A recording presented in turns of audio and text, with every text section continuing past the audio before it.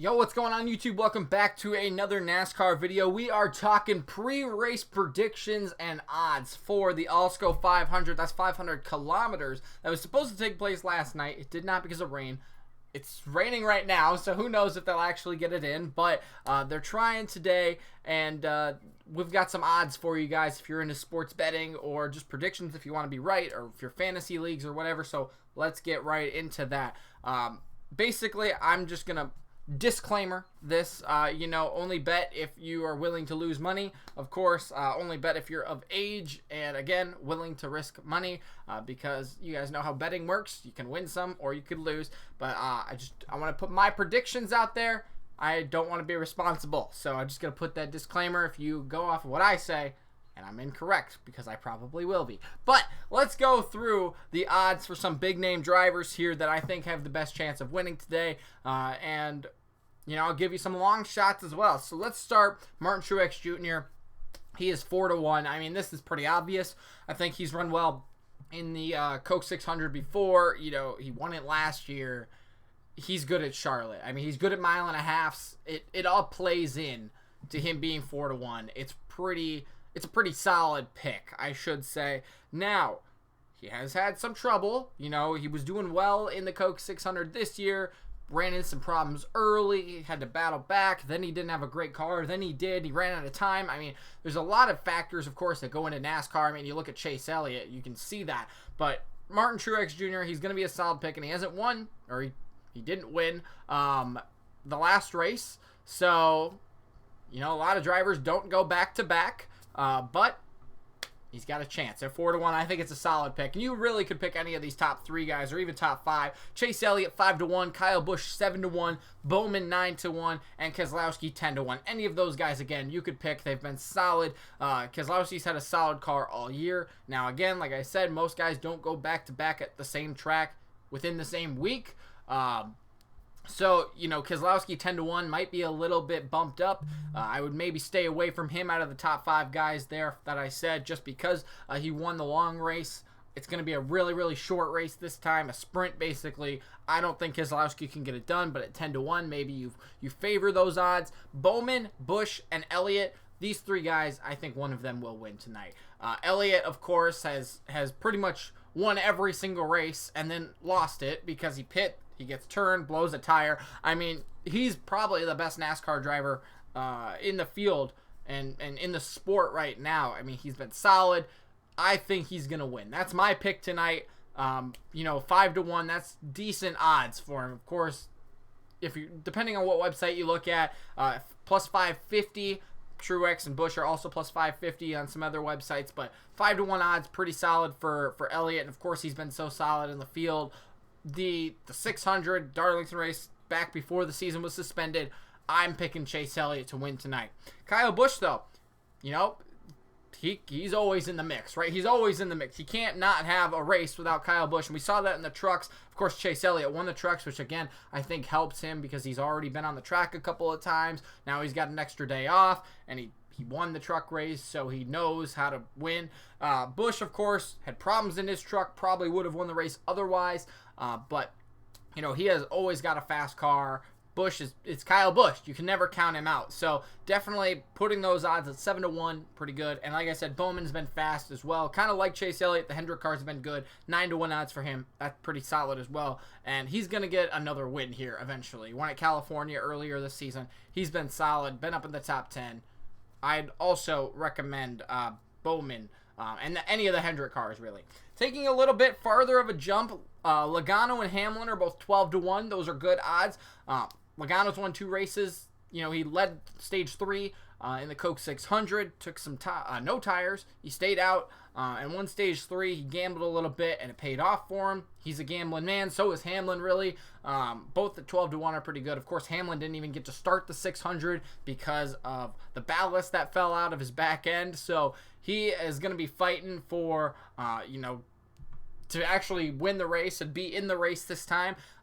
That's another solid pick, though. I think, Hamlin winning the Daytona 500. He also got another win in there, I believe, right at Darlington. Did he not? Or am I mistaken? Man, there's been so much NASCAR, it's hard to keep up. But he said, really good cars almost every week. And, if it's not Elliott, if it's not Busch, if you want to jump a little bit to 12-1, Hamlin is my pick, man. He's been good. Jimmy Johnson at 15-1 got second in the 600. He's had a solid car every single time. They go to Charlotte, and every time they've raced this year, pretty much, also had some good cars in Darlington before he wrecked. But 15-1 odds for Johnson. Can he get it done? He got second on the 600. Can he get it done today? I really like that. At 15-1 too. That's starting to make some money. But let's go back down a little further. Eric Jones has been solid at 20-1. That's not a bad pick. Clint Boyer, 75-1. He's had a strong car. And Matt DiBenedetto, I'm going to take him as a longer shot. It's kind of weird to see Clint Boyer at 75-1, considering how well he's done this year. But Matt DiBenedetto, he's also been solid.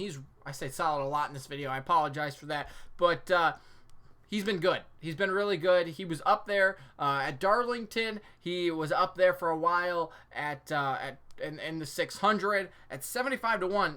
I don't know if DiBenedetto can win, but he can be a contender. Same with Harvick. Harvick's just had a solid car all year, but can he win? I don't know. And that's where I guess you play the cards, right? 75-1 for DiBenedetto. It's a long shot, but it's a good shot for him, I think. He's going to get a win this year. He's had a strong car, a good team. I like DiBenedetto's chances. And also Boyer, if you want to throw him in there. And then let's go with two more guys. Longer shots. I mean, these guys probably won't win, but maybe if they play their cards right, it is a shorter race. Let's go with Christopher Bell at 125-1. I like this guy a lot. He got 10th in the 600. Of course, that being a longer race, some guys crashed out. Of course, it's not guaranteed that he would have finished there anyways, but a top 10 car, they've really worked on that car a lot. And, of course, he also got spun out there by Blaney, saved it, but that lost him some time, lost him track position, and he still finished 10th. I think Christopher Bell at 125-1 is great. I mean, if you really are a fan of underdogs, this guy, he could get it done. I don't see him winning, of course, like I said, especially in a shorter race, but that could give him that advantage, and I like an underdog story. He's been pretty good this year. Surprised me for sure. I like him at those odds. Maybe take a chance. I don't know. But the final guy I'm going to pick here is 500-1, and that is John Hunter Nemechek. Kind of the same story as DiBenedetto and Bell. They've had good cars, just gotten wrecks at Darlington, kind of just been struggling to find it, but he's run well in the top 10 for several parts of the season. He's had a strong car as of late. There's no guarantee, of course, that that's going to continue, but a long shot at 500-1, it's not bad for a guy who has run in the top 10 before, and I think he could surprise people. I know that Tyler Reddick has surprised people, but John Hunter Nemechek's also been up there, and he's run a lot of races, got a lot of experience. I think that he could do it. I think, out of any of these guys this far down, I think he can do it. Let me put it that way. But let's give you guys my top 3 predictions. Other than the odds, of course, I'm picking Chase Elliott to win tonight just because of how strong he's been in the last season. And he's gotten screwed. He's finally going to win one eventually. Number 2 is going to be Hamlin just because he did not get a chance to run well in the 600. Just had to ride around for 600 miles. He wants to get back in there and compete. I'm picking Hamlin second. Third, I will go with Bowman just because he's been running solid and he's going to get a win. Fourth will be Truex because he's also had a strong car. And fifth will be Harvick. So I'll pick those 5 guys to win. Maybe in that order. We'll see. But really, these guys have had strong cars and it's going to be a sprint. Like I keep saying, it's a very, very short race. I think it's like 312 laps, I believe. Or maybe 300. Yeah, I think it's 312 laps, 500 kilometers. So it will be about half the race of the Coca-Cola 600.